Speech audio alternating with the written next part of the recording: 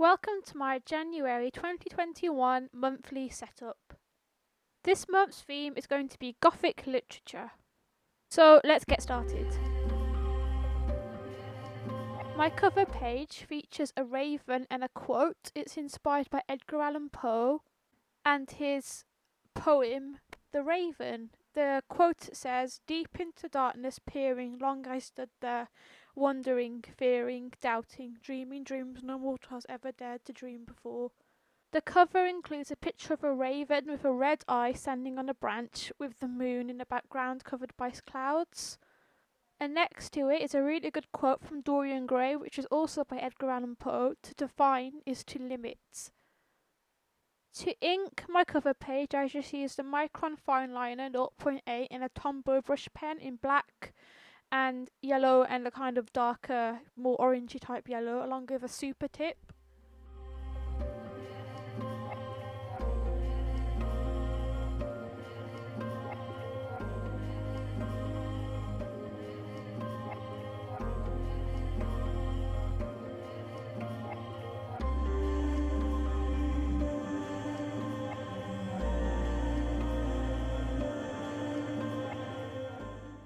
I'm really fascinated by Gothic literature, and I've read quite a few books regarding the subject, such as The Picture of Dorian Gray, Merry Shelley's Frankenstein's Monster, and other classics like Dracula and Dracula's Guest by Bram Stoker, alongside The Haunting of Hill House and We Have Always Lived in a Castle, as well as some Gothic literature anthologies that I bought from Waterstones.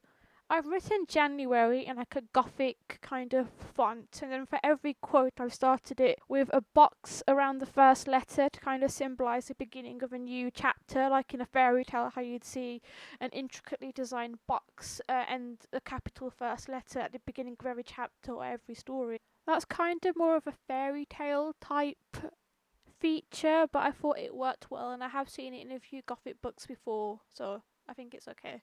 Now I'm just working on the moon. I've started by using my darker shade of yellow to kind of go around the edges and make a swirl in the middle. And then I'm using my lighter shade to kind of like add more depth to the darker shade. And then the clouds just have like a grey shading at the top, and the raven will be given its red eye in a couple of seconds as well. Then after that, all I need to do is stick in the quote that I actually got from a subscription box called My Chronicle Box for a Halloween special edition.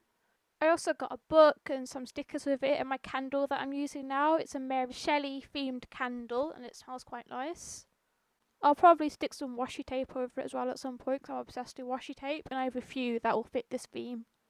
Recreating the spread I think would be pretty simple, as drawing the crow was quite simplistic, and the branch, just make sure it's like bulky at the beginning and then it thins out at the end.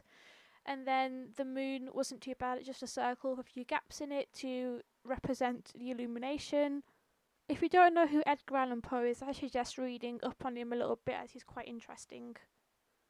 Then after this spread, there's a calendar spread with another quote on it, as you can see here, with some kind of branches that make their way towards the quote. Some bare branches, I think. I think that makes sense for January as well, because January's quite bleak and most of the leaves have fallen off the trees and things. And I think it also fits in my theme, as it looks quite creepy. Kind of looks like hands reaching out to like ensnare the quote or something. The quote you see here is from Jane Eyre, spoken by Jane Eyre herself, by Charlotte Bronte, and it's actually one of my favourite books of all time. The quote says, "I am no bird, and no net ensnares me. I am a free human being with an independent will." For me, anyway, this is a very powerful quote, as it talks about Jane Eyre coming into her own personality and deciding things for herself, and I think that's a very independent and strong thing to do. And like I said before, I'm about to outline the I, which is in a capital letters, done by a Tombow black brush pen, as a kind of starter of this chapter or this page / spread. And that's the calendar spread finished. Then on to my habit trackers. The habit tracker isn't inspired by Dracula. Instead, it's inspired by The Interview with a Vampire.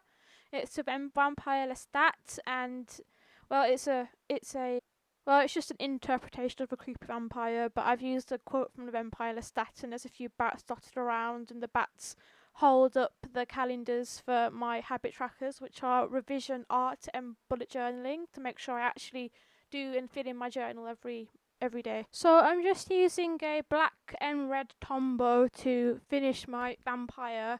I'm trying to give it like a kind of an abstract look, so it doesn't really look like a proper person, more like a monster type thing. I've just used a few reference pictures off of Pinterest to kind of get an idea of what I wanted to draw, and then kind of like do it from there. If you wanted to recreate this spread, in a more simplistic way, I'd probably just stick a couple of washi tapes there instead of the vampire, maybe some themed washi tapes. Or you could attempt to draw the vampire. It wasn't too difficult. It was quite easy because it was just a few straight lines and some squiggly lines and a bit of a collar at the top there. You could try adding some white lines with a uni ball pen or a jelly roll to add some definition to it as well. We'll add the fangs in like I've done at the top, which you'll see in a couple of seconds. For the habit trackers, I just did 3 because I found last year that this year, sorry, that I didn't tend to go back to the habit trackers as much. I think it's better for me to just write things in my weekly spreads, so I've only got 3 of those there. As you can see there, I've done the H in a box as well. I haven't inked it yet, so you might not be able to see it on the video, but I've done the H in the same kind of style like the rest of the starter letters. And I drew a few bats on the page as well, just for that added aesthetic and that added bit of a white area filled in. I tried to do the bats in some different angles as well. Like I tried to do one hanging from the top of the page, and I did a few like in flight and a couple in the middle of flight and things like that. But yeah, here's some music while I colour in the bats for a couple of seconds.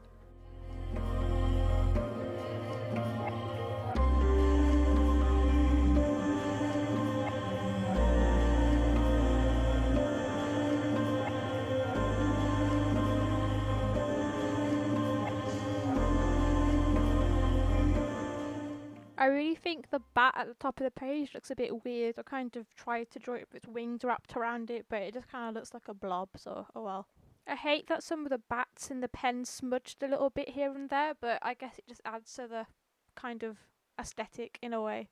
My video for the end of the spread kind of cut out there, so I think I'm just going to show it at the end of the video. Sorry about that. So this page is just going to be like a doodle / quote page with a couple of washi tapes on it and some stickers. And the quote on the page is by Merry Shelly, and it says, "Beware, for I am fearless and therefore powerful." And I just stuck that on with a bit of glue, and I'll add some washi tape later. Now I've got a Frankenstein's monster sticker, which is quite fitting because Mary Shelley wrote that book. And here I'm going to add a couple of washi tapes with some flowers on it, and one with a kind of I don't even know what it is, to be honest. It's like a planetary kind of guide thing that I got off AliExpress. I think it's pretty cool though. I think it matches with the theme since it's black and it has a couple of moons on it, and I think it has Saturn on it as well, so. And after that I decided to do a little sketch of a puppet that I found on Pinterest, so it's kind of inspired by that image. I think you've probably seen that image as it comes up on Pinterest a lot if you search the term gothic. But I thought it's pretty cool, it's kind of macabre. So I wrote by the side of it as well, a macabre dance, which is a bit cliche, but oh well.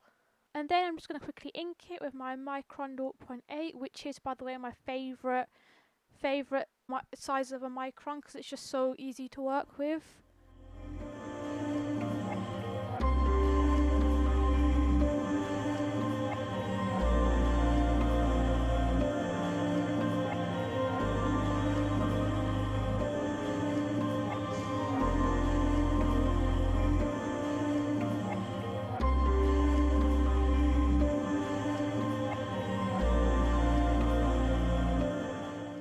And then after writing the title, you can see it covered, and I'm just about to add some black and white washi tape.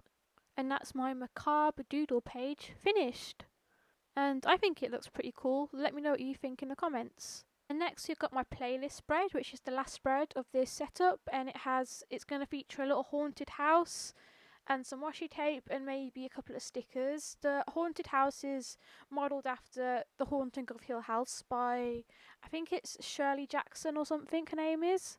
But the house was pretty fun to draw. I do like drawing houses and things. And then on the playlist page I've got the usual Box Round the P and a few songs including BTS Life Goes On, Stray Kids Back Door and Youngblood Cotton Candy.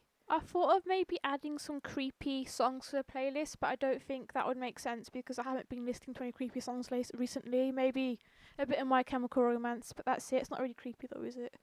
I'm actually going to see MCR next year, which I'm pretty hyped about. So that'd be in I think it's June 2021. And then now I'm going to use a Tombow brush pen again. As you can tell, Tombow is a pretty popular stationery item of mine. And I'm going to be kind of shading in the house but leaving a few white gaps to kind of show how broken and old the house is. I feel as though that gives it a kind of a more abandoned, rundown kind of vibe, which Hill House was at one point in the book, I think, and in the Netflix adaptation. I think it was left derelict and boarded up for 10 to 20 years or something, so I think that's a pretty accurate interpretation. I'm just going to skip ahead to the actual shading in of it now. There's a little carrot rubber there at the top that I got from Tofu Cute. The little green bit of greenery out of the top of the carrot comes out as well, which I think is pretty cute. Little side note for you there. I know this theme kind of comes across as a bit of a Halloween theme, but I really like Halloween for starters, and second of all, I think it matches January, because January is quite I don't know if you'd say bleak, maybe. I said that in my last video, but it's quite bleak and grey and rainy and stuff all the time, and I feel as though that's the perfect time to kind of cuddle up with a nice horror book or a gothic book and kind of just read by a fire or something aesthetic like that. I say rainy and bleak, it probably isn't like that everywhere, but in England it is, so yeah.